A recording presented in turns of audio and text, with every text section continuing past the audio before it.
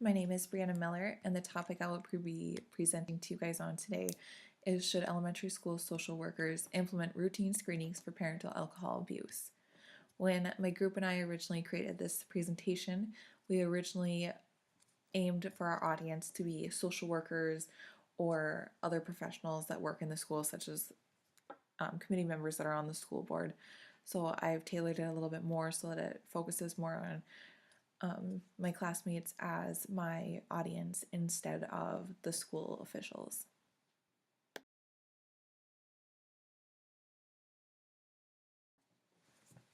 Not all children survive abuse, as approximately 850 children die each year from physical child abuse.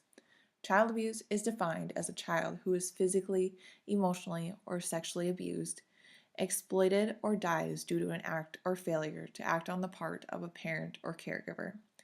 There are different types of child abuse: physical, emotional, maltreatment, or neglect. Neglect is considered the failure to provide safe and the appropriate amount of food, shelter, and medical care. Physical child abuse is physical injury inflicted upon the child with cruel and/or malicious intent. Physical abuse can be the result of punching, beating, kicking, biting, burning, shaking, or otherwise harming a child physically.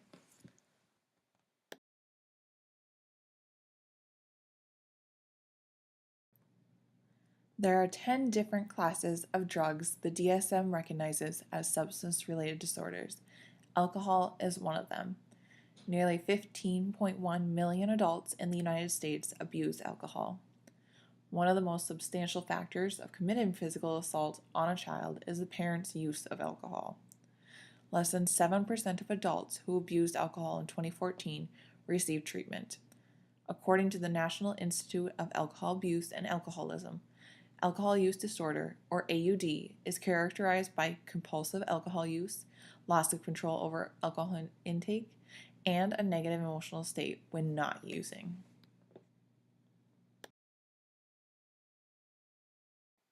This next slide focuses on facts about child maltreatment related to substance abuse. These facts were gathered from the American Society for the Positive Care of Children website, and I wanted to include these facts just to start giving you some ideas of how these children are impacted by substance abuse in their families. So one of the facts is 1/3 to 2/3 of child maltreatment cases involve substance use to some degree. In one study, children whose parents abused alcohol and other drugs were 3 times more likely to be abused and more than 4 times more likely to be neglected than children from non-abusing families. 2/3 of the people in treatment for drug abuse report being abused or neglected as children. More than 1/3 of adolescents with a report of abuse or neglect will have a substance use disorder before their 18th birthday, which is 3 times as likely as those without a report of abuse or neglect. 11.5% of children have a parent or caregiver alcohol abuse risk factor. 28.5% of children have a parent or caregiver with a drug abuse risk factor. 25% to 33.2% of children have a domestic violence abuse factor. And these are all risks that are associated with substance abuse in the child's life.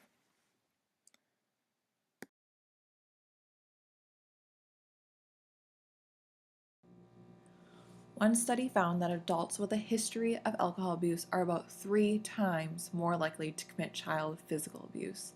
Additionally, a similar study found that parents who abuse alcohol are 4.7 times more likely to commit physical abuse against their children.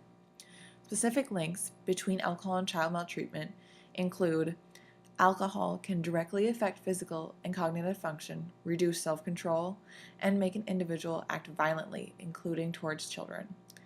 Alcohol use by parents and caregivers can impair their sense of responsibility and reduce the amount of time and money that can be spent on a child, which can lead to neglect. In the United States alone, 35% of offenders of failed child abuse were under the influence of alcohol at the time. In fact, It is estimated that the United States spends about $94 billion per year on costs related to judicial, health, and social services, as well as impacts of emotional and psychological damage to a child.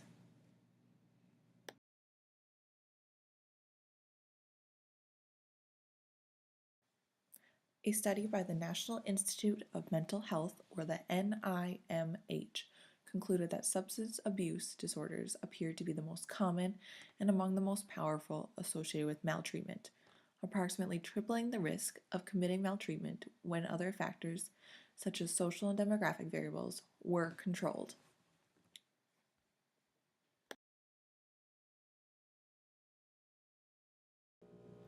For this slide, I have chosen to insert another graph I thought would be helpful for those of you who are more of visual learners. So in this graph, we can see that many children that do get abused are actually under the age of 1.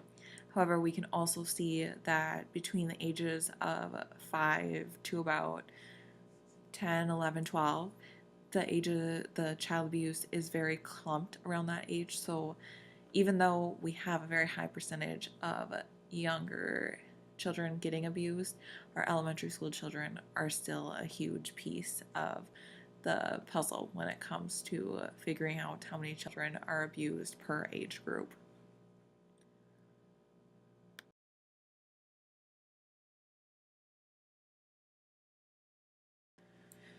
This next slide focuses a lot on our ACEs score. So what are ACEs? ACEs stands for Adverse Childhood Experiences and includes physical, sexual, and verbal abuse. It includes physical and emotional neglect. It can also include parents going through a divorce, seeing a parent go to prison, or substance abuse can also fall under the category, but there's so much more that can also go into the category of ACEs. The adverse effects of abuse in childhood are well documented, including increased risk of psychiatric disorders such as anxiety and major depression, and increased risk of suicidal thoughts into adulthood. Emotional regulation and self-esteem can be the product of an unhealthy attachment with an adult as a child due to trauma. Adverse childhood experiences are more common than we would like to admit. Nearly 64% of adults have at least one adverse childhood experience. A higher ACEs score can put you at more risk for chronic diseases, mental illnesses, and violence. It can also increase your chances of alcohol dependency. If we take a second to look at the slide, we can see that if we could lower or even eliminate ACEs, our work productivity could increase by 61%, our suicide and life dissatisfaction could decrease by 67%, and anxiety could be reduced by 56%.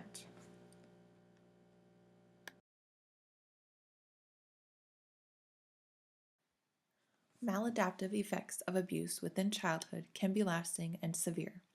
In 2011, the U.S. Department of Health and Human Services estimated that 18% of 667,000 children abused or neglected were physically abused by their parents. Another study found in 2011 that 49 out of 1,000 parents reported committing severe physical assault, and 614 out of 1,000 parents reported committing minor physical assault on their children.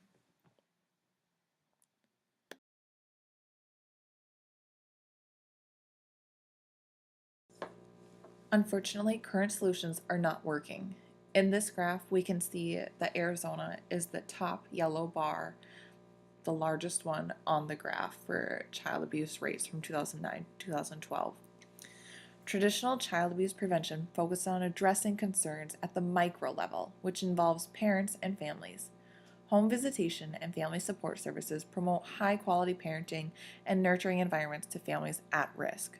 Current strategies also include family support and parenting training, screening for child maltreatment, services for victims, and community-based educational programs. While current child abuse prevention services provide vital information and support of children and families, physical abuse of a child continues to be a problem of epidemic proportions. Current education for school site social workers specifically focuses on identifying the symptoms of child abuse, such as unexplained bruises, burns, or welts, or identifying a child who appears frightened of a parent or caregiver. According to data compiled from the U.S. Department of Health and Human Services Children's Bureau, for the last 4 years, Arizona has had the greatest increase in child abuse rates from 2009 to 2012.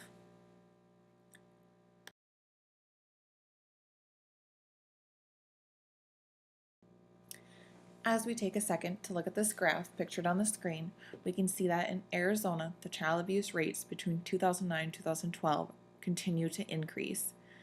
Keep in mind that these rates are per 1,000 children. So despite current protocol of prevention and education services for parents, families, and professionals alike, according to data from the U.S. Department of Health and Human Services Children's Bureau, Arizona continues to see a rise in the rate of child abuse. Data collected shows that the rate of child abuse almost tripled from 2009 to 2012.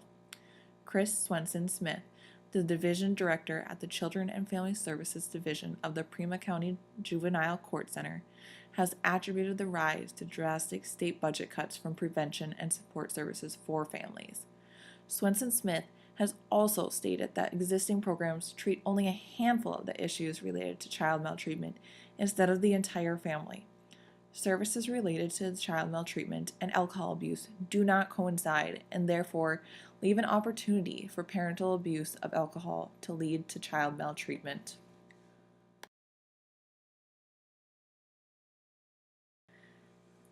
At the state level, programs like Arizonans for Children allocate resources and provide support to children who are suffering from abuse, neglect, or abandonment.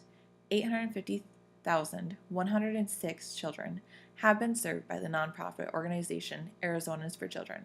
However, state programs such as this one target children who have already experienced physical abuse and address several risk factors at once, not alcohol abuse specifically.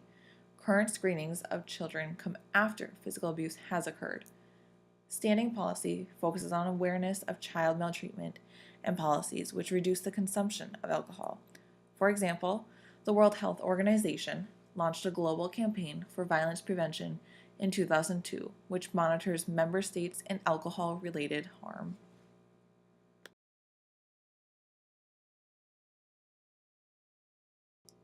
So when it comes down to it, all of these deaths that are related to our issue are preventable. According to the Arizona Child Fatality Review Program, all substance abuse-related maltreatment deaths were determined to be preventable. Without a standing process for screening parents for possible alcohol abuse, there is a higher risk for physical child abuse to occur.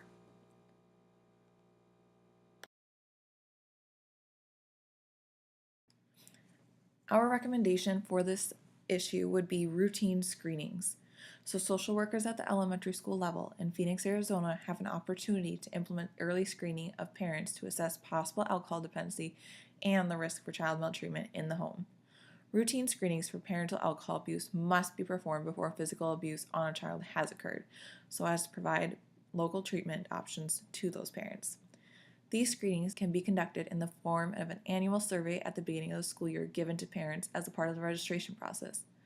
Screening will be conducted by social workers of the elementary school district in order to assess a family's risk for alcohol abuse and child maltreatment. Prevention services currently in place include screening a child for the maltreatment. However, an assessment of a parent's risk for alcohol dependency further prevents child maltreatment, as well as serves a parent more effectively with earlier treatment options.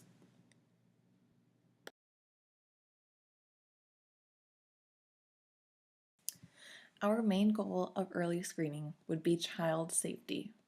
Results from a study conducted by Murphy and his colleagues show that early substance abuse screening can expedite whether or not parents are eligible to keep their children. Social workers placed at Phoenix elementary schools can also use early substance abuse screenings similar to the court system to analyze the risk of physical child abuse. The safety of the child should be a priority, especially for young children in the elementary school system. The process of removing a child from an unsafe environment, which is the responsibility of the court, can be long and tedious. It is our opinion that a mandatory screening of all parents who have children in the elementary school system will not only speed up that process by alerting social workers who are responsible for reporting such cases earlier, but it will also hold parents accountable for possible risk of alcohol abuse and early treatment and intervention.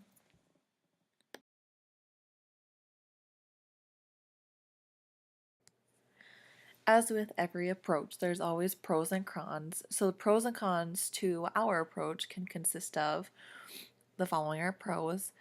Getting to know more about each family because you get to spend more one-on-one time with them throughout the screening process. Catching the substance abuse before it continues to escalate. Aid in helping families connect to the resources in the community or school as needed. School professionals will learn how to better accommodate the families in their district. And some of the cons consist of it might seem like an invasion of privacy to some.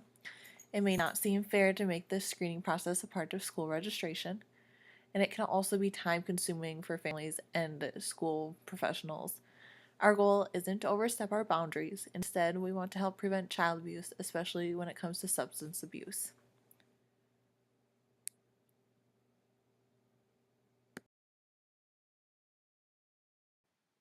We believe that interventions for physical child abuse are often too late.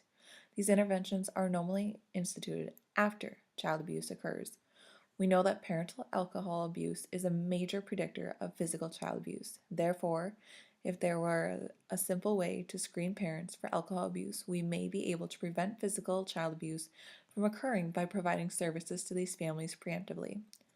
We know that schools are on the front lines and school social workers are often the first point of access for families to community resources. Therefore, we conclude that if elementary school social workers across Phoenix, Arizona school districts were to start routine screens of parents' alcohol abuse, we may actually save lives.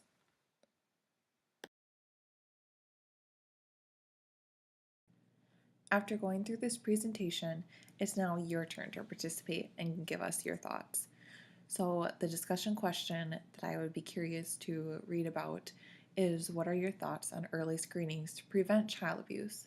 And if you don't agree with early screening, what would be your suggestions to assist in preventing child abuse before it's too late? Do you know what is being done currently in your area to prevent child abuse or alcohol dependency?